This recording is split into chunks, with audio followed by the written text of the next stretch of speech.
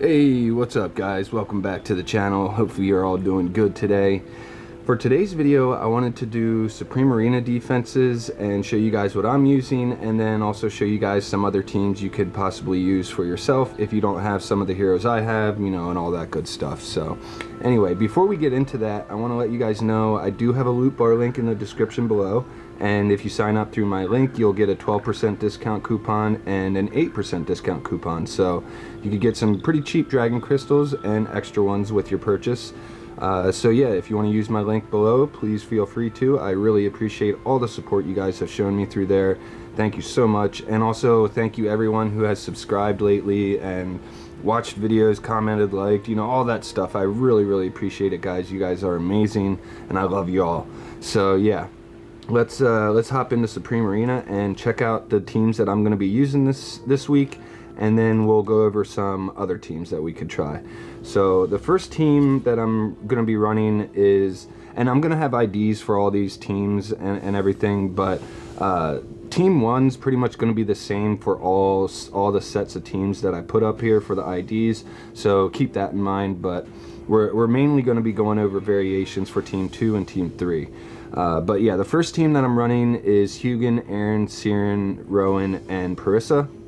And this is kind of like a variation on the Aaron, Olmus, Parissa team that I used to run way back in the day when they were super popular in normal arena.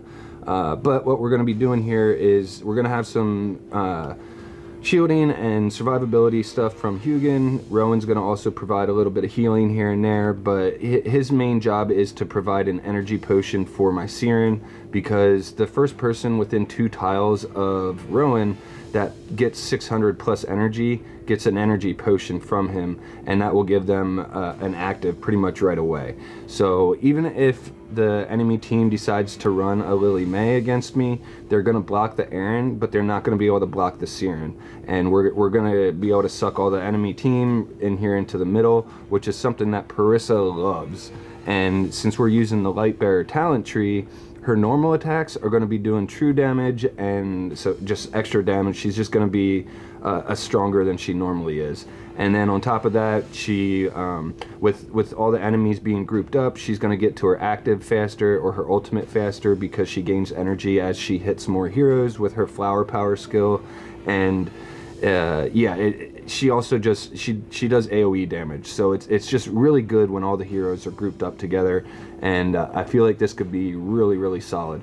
Now if you don't have Hugin, you could run Olmus in Hugin's place, and instead you'll be using the Wilder talent tree, which is still pretty decent, but I think I like the Lightbearer one instead. I'd have to do some testing. It's still also really early in the season. As we get stronger talent trees, a lot of this stuff will change, and some heroes that maybe weren't as good now are going to be way better later down the road. But anyway, yeah, you could put in Olmus here. That's going to help with some more control, all that kind of stuff. You guys know what Olmus does. And if you don't have Parissa, you could put in somebody like Lenya if you wanted to. You could put in Tassie if you wanted to. You could put in, there's a lot of different heroes you could put in here, but you're going to want to put in a damage dealer. And if you want to do another hero that like also really works well with their normal attacks, actually Walker is one of those heroes. Wherever my Walker is, I don't know. Oh, there he is. So yeah, you could put Walker in here, and he's his basically almost all his attacks are normal attacks, so he's going to be doing a lot of extra damage in these fights, and it can be really good. Muriel is also another hero that does a lot of crazy damage with her normal attacks. Now she's a little bit slower to get to, because she has to get an ultimate out first before her normal attacks become like really overpowered, so she might not really be the best choice. It might take her too long to get to that stage.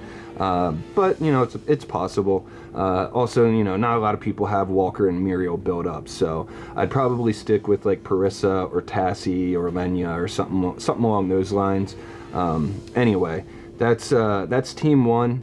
So this is going to be mostly the same team throughout all these ones that I put up. So I'll put the ID for this team here, and then we'll go over more teams here in a bit. But anyway, team 2 is going to be the team that I'm going to be running for Team 2 is my Callan, Igor, Thalia, Bonnie, Citrana team, and mainly I'm running this on this map because they don't really need to get ultimates out. So I don't have to worry about my heroes getting to their ultimates. They're going to still be able to do everything they normally do in a fight, even though I've got this Dunliner debuff on them. It's no big deal. Now I do have some other variations for this team. We'll go over those in a minute, but yeah, this team should work really quite well on this map. But let's go to Team 3. Now Team 3, I'm doing another Graveborn one, except I'm using Shamira as like a backup win condition if Harak ends up failing. So we've got Thorin connected to Shamira. We've got Ludovic, Lily May, and Harak on the talent tile. And the reason I have Ludovic next to Harak is because it's going to protect him from enemy Sylvenas. If Sylvena comes over and stuns Harak, she's going to also stun herself by being in the Everbloom field, and any damage she does do to Harak, the Everbloom field will heal it, and it's not really going to be that big of an issue. So I feel like this team could have some pretty good success. Also, Lily May is going to be blocking actives and doing what she does. So there's a couple little win conditions here. Hopefully Shamira stays strong enough with her being connected to Thorin, and Thorin himself can sometimes just nuke down an entire team with his ultimate. So it could be pretty good. But now I want to go over some variations for map 2, and then we'll talk about variations for map 3. Map 1, we're just going to keep the same team up there, so let's go ahead and pull up map 2, and I'll put an ID here for these 3 teams. So let's take out Bonnie, Citrana, or no, we're going to leave Bonnie in, take out the rest of the team, and then we're going to put in Tassie, and we're going to place her right here, and then we're going to find 3 Hypogean Celestial units, because if you can use the Hypogean Celestial talent tree on this map, your Tassie is going to have a way easier time than the enemy Tassie if they're using a Tassie. She's going to have a way quicker active.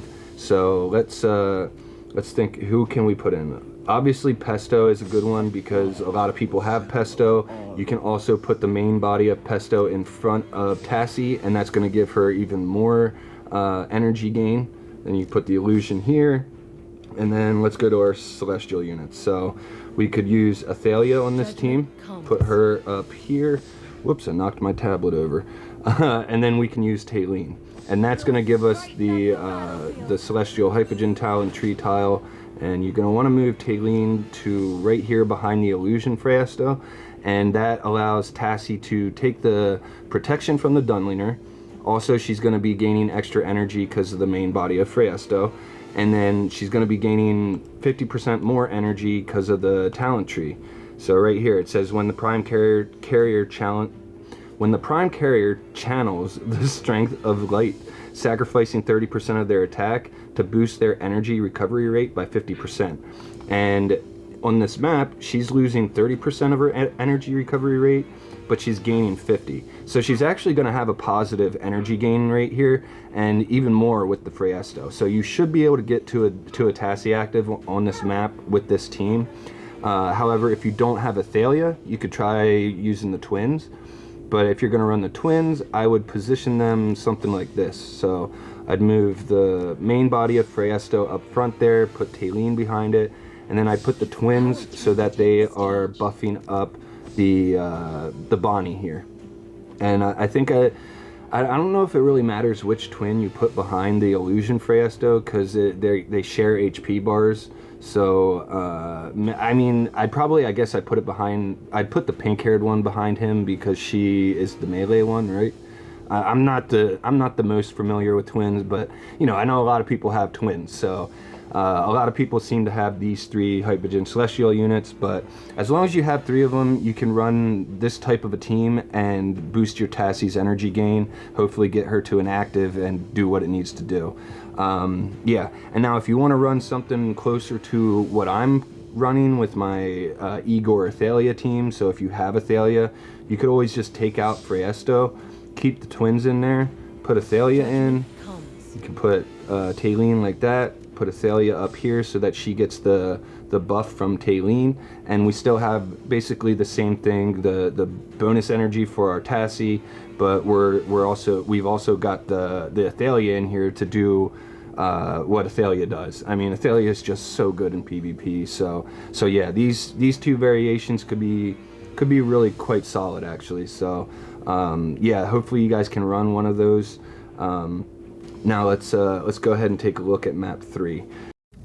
I want to pause it here quick because I want to remind you guys that when you're using my team IDs and stuff, the game's not going to set up the Team 3 map properly, and also the team IDs that I gave you will all have the Graveborn team here on map 3. So if you want to, you could just swap in the Maulers, but the team IDs are going to give you the Graveborn on Team 3 or on map 3.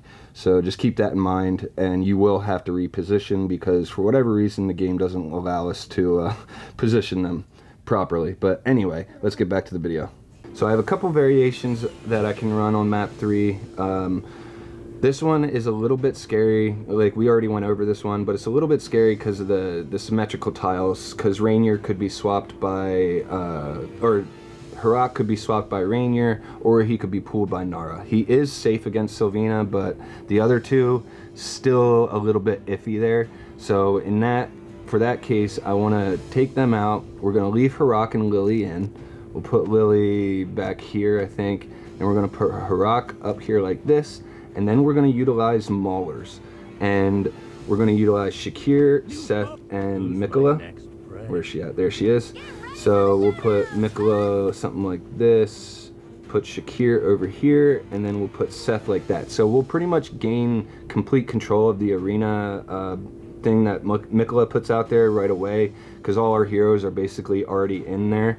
And this talent, or I should say, this could be really good against Wilder talent trees, because if they're going to try and use a Wilder team against this one, they are going to sacrifice 30% of their HP. And if you look at Seth, he gains Bloodlust stacks every time a hero drops below 33% HP for the first time. Quick pause because I have to correct myself here. It's actually whenever an enemy hero drops below 50% HP for the first time, up to 3 stacks. So as long as your team's doing a little bit of damage to the enemy team, the enemy Wilder team I should say, Seth is going to gain a bunch of Bloodlust stacks really fast, and that boosts his stats a lot, and also boosts his damage, and he could really pop off here. So yeah, that's possibly could be really good. Then you also have Harak in here with Lily May to block actives and things. Could be a really strong team. I know this should be a lot stronger later in the season, like I was saying, when the talent trees are stronger. Really early on in the seasons, the talent trees, they help, but you can build teams where you don't even need to use them. Like if you saw my last Supreme Arena video, I was able to build a team that could beat a team that's using a maxed out talent tree, at least as maxed out as it can be for this season so far, and it was able to beat it even though it didn't have any talent tree activated. So yeah, keep that in mind. We're still early in the season, so some of these teams that should be good might be way better down the road. So anyway, yeah, that's those are the variations of teams that I'm going to be trying to run and whatnot. Hopefully you guys can find some teams that you like in this video and run them yourself. But yeah, I think that's going to be about it for today. So remember, I do have a loot bar link in the description, and my Discord link is in there too, so I hope to see you guys in the Discord. And yeah, if you guys can, please like and subscribe. I'll see you guys in the next one. I really like brownness, yeah. It's yummy. I play games with y'all.